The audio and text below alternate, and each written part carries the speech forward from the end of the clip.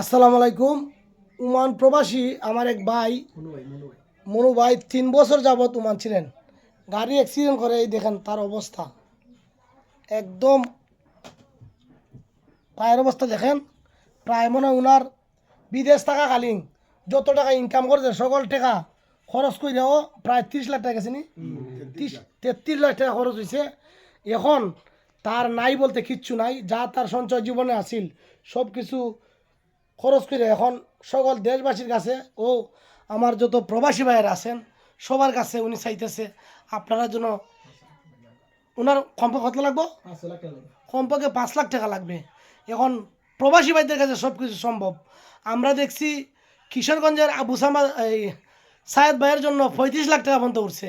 এখন আপনারা যারা প্রবাসী ভাইয়েরা আছেন এখানে তো সব আপনাদের চোখের সামনে, এই যে দেখেন গাড়ি অ্যাক্সিডেন্ট করে ওনার অবস্থা কীটা হয়েছে দেখেন।